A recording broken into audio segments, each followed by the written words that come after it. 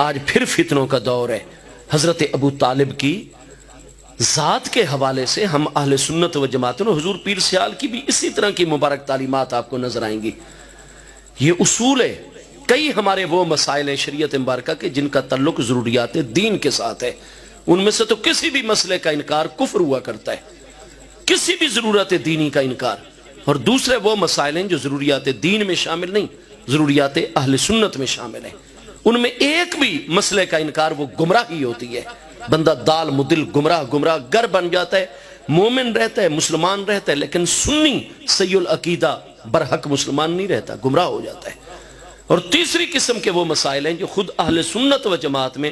شروع سے اختلافی چلے آ رہے ہیں، اس پر ایک سے زیادہ آ رہا ہے، فقہیات اور عملی مسائل کے اندر،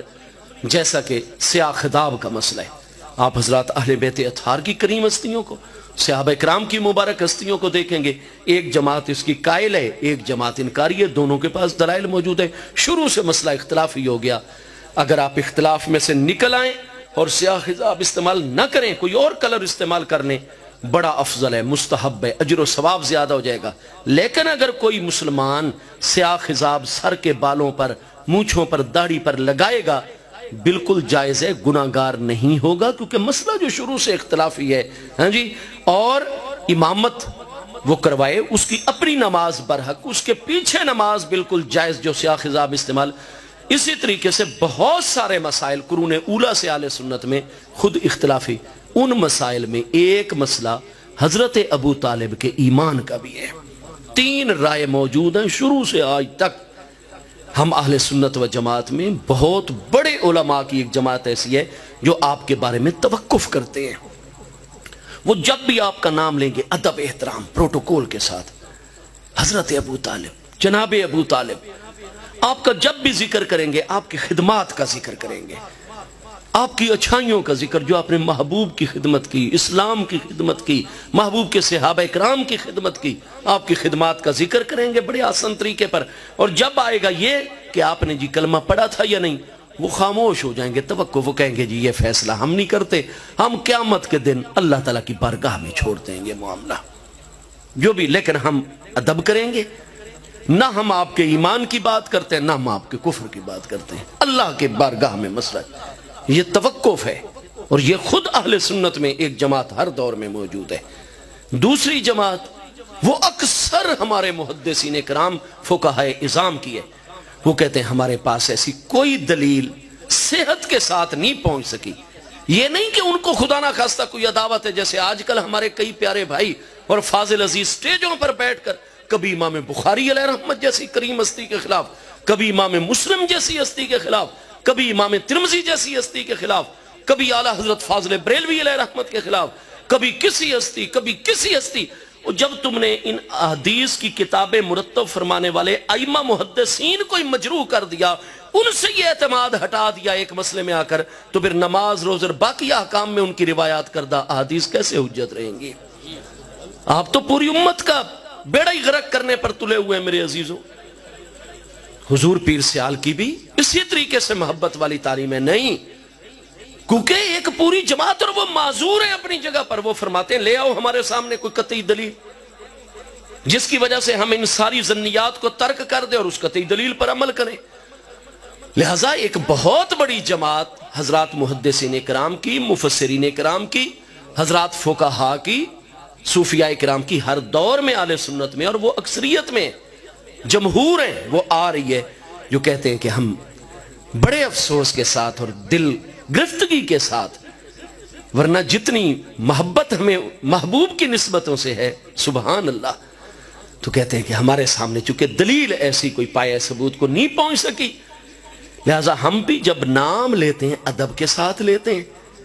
لیکن ہم معذور ہیں، ہم آپ کے ایمان کا قول نہیں کر سکتے، کیونکہ دلیل ہمارے پاس، اور دلیل کی اتباع کا حکم ہے۔ اور ایک قلیل جماعت، اقل قلیل، ہر دور میں ہم اہل سنت میں، اور ان میں حضور شیخ الاسلام غریب نواز بھی شامل ہیں، وہ یہ فرماتے ہیں کہ بھائی آپ ان دلیلوں کو مانو یا نہ مانو، ہمارے اصولوں پر یہ دلیل بالکل ثابت ہو چکی ہے، اور جو عدم ایمان کی روایات ہیں ان میں فلاں تعویل جاری ہوتی ہے، فلاں تعویل جاری ہوتی ہے، فلاں تعویل بالکل شرعی اصولوں وہ مؤول ہیں ساری کی ساری، کئی صحت کو نہیں پہنچی، کئی مؤول ہیں. لہٰذا بھئی ہم تو حضرت ابو طالب کو مومن مانتے ہیں. حضور شیخ الاسلام کا مذہب بھی یہی ہے. لیکن حضور شیخ الاسلام کبھی بھی کسی کو مکلف نہیں فرماتے تھے، فرماتے ہم آپ کو مومن مانتے ہیں، اور جو بھی دلیل ہے فلاں دلیل کی یہ تعویل ہے، فلاں دلیل جو خلاف جاری ہے اس کی یہ تعویل ہے، یہ تعویل. اور کبھی بھی آپ کسی پر کوئی فتویٰ نہیں لگاتے تھے. کیوں؟ یہ جو اصول ہے شریعت مبارکہ کا کہ جو مسائل شروع سے ہی اہل سنت و جماعت میں اختلافی ہو گئے ہیں ان میں آپ کسی طرف نہ تدلیل کی نسبت کر سکتے ہیں، نہ تفسیق کی نسبت کر سکتے ہیں، نہ اس کے خلاف چلنے والے کو آپ گمراہ کہہ سکتے ہیں ورنہ خود آپ پر گمراہی کا فتویٰ لوٹے گا، نہ آپ گناہگار اور فاسق کہہ سکتے ہیں ورنہ فسق اور گناہگاری کا فتویٰ آپ کی طرف لوٹ کر آئے گا. تو جو ان تینوں مذہبوں میں سے حضرت ابو طالب کے متعلق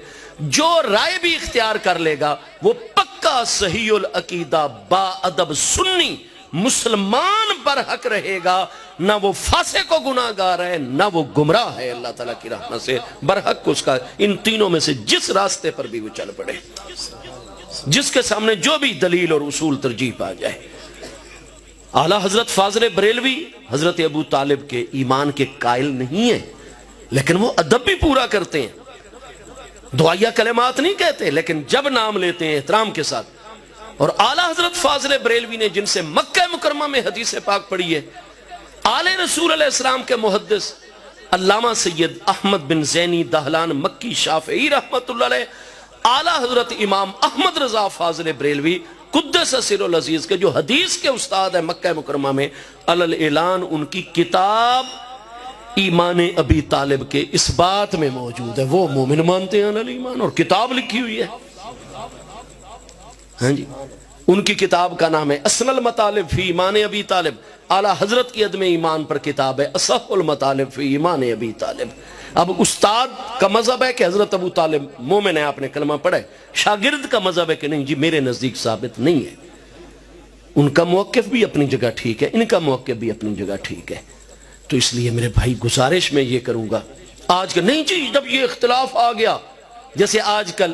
اہل تشیع حضرات کئی ہمارے نوجوانوں کو پٹی پڑھاتے ہیں، نہیں جی اگر ایک طرف حق ہے تو دوسری طرف ضروری باطل ہوگا، آپ حق باطل کو ملا رہے ہیں. قرآن فرماتا ہے لا تلبسوا الحق بالباطل وتکتموا الحق وانتم تعلمون، حق باطل کو گڈمڈ نہ کرو. ہم ان سے ایک ہی مسئلہ خود شیعہ اصول پر ان کی کتابوں میں سے سوال کرتے ہیں کہ حضرت خضر علیہ السلام کے متعلق تمہارا کیا قول ہے؟ اہل تشیع میں یہ دونوں قول موجود ہیں.